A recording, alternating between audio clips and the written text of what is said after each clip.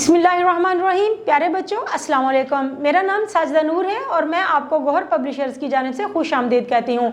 हमारा मोटो है redefining the geography of education through digital resources for conceptual learning. आज के इस लेक्चर में हम गौहर निदाए उर्दू जमात पंजुम के सबक नंबर 3 रहमत आलम सल्लल्लाहु अलैहि वसल्लम की मश्क करने जाएंगे।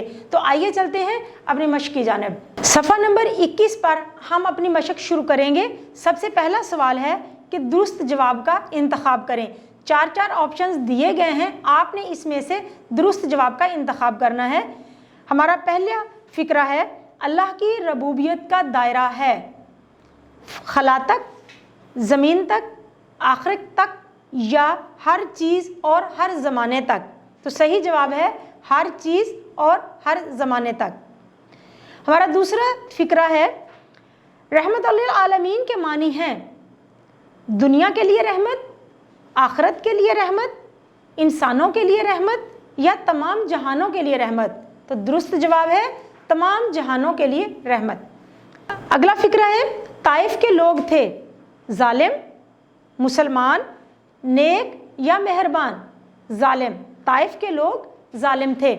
आप सल्लल्लाहु अलैहि वसल्लम ने ताइफ वालों के बारे में की नसीहत, दुआ, बद्दुआ या तारीफ। तो सही जवाब है दुआ। फतह मक्का के मौका पर आप सल्लल्लाहु अलैहि वसल्लम ने बदला लिया, खामोशी इख्तियार की, उनके हाल पर छोड़ दिया या माफ़ फरमा दिया। तो सही जवाब है माफ़ फरमा दिया। हमारा अगला सवाल है मुख्तसर सवालात के जवाबात दें। पहला सवाल है अल्लाह की रबूबियत के दायरा की हद कहाँ तक है। तो जवाब है अल्लाह ताला की रबूबियत दुनिया और आखिरत तक मुहित है। हमारा अगला सवाल है हजूर अकरम सल्लल्लाहु अलैहि वसल्लम की रहमत किस किस के लिए है। तो जवाब है हजूर अकरम सल्लल्लाहु अलैहि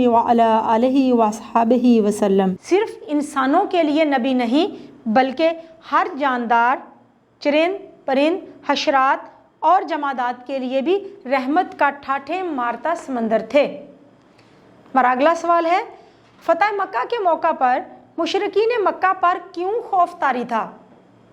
तो जवाब है फतह मक्का के मौका पर मुशरिकीन मक्का को अपना किया हुआ एक एक जुल्म याद आ रहा था और उन्हें इस बात का खौफ था कि उनके किए गए मुजालिम का बदला आज लिया जाएगा।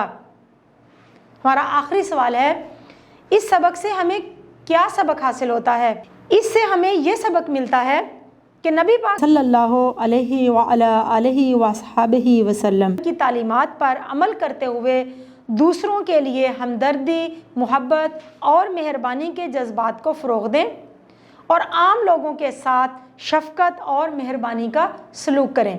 तो चलते हैं हम अपनी अगली एक्टिविटी की तरफ। इस सबक के ख़ास निकात अपने अल्फाज में बयान करें। आपने सबक बहुत अच्छी तरह से पढ़ा, इसका मफ़हूम आपकी समझ में आ गया होगा। अब आपने इसके निकात बयान करने हैं। तो निकात क्या हैं? नंबर 1, अल्लाह ताला इस कायनात का वाहिद खालिक व मालिक है। नंबर 2, अल्लाह ताला ने अपने हबीब को रहमतुल लिल आलमीन बनाकर दुनिया में भेजा, यानी पूरी दुनिया के लिए रहमत बनाकर भेजा।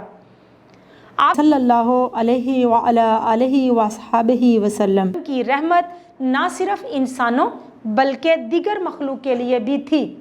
तो प्यारे बच्चों, हमारी अगली एक्टिविटी आपका अमली काम है, ये आपने खुद करना है। मसलन आपने हजूर अकरम सल्लल्लाहु अलैहि वसल्लम कि लोगों से मोहब्बत और शफ़क़त के वाक़यात अपने बड़ों से सुने होंगे, अपनी किताबों में पढ़े होंगे।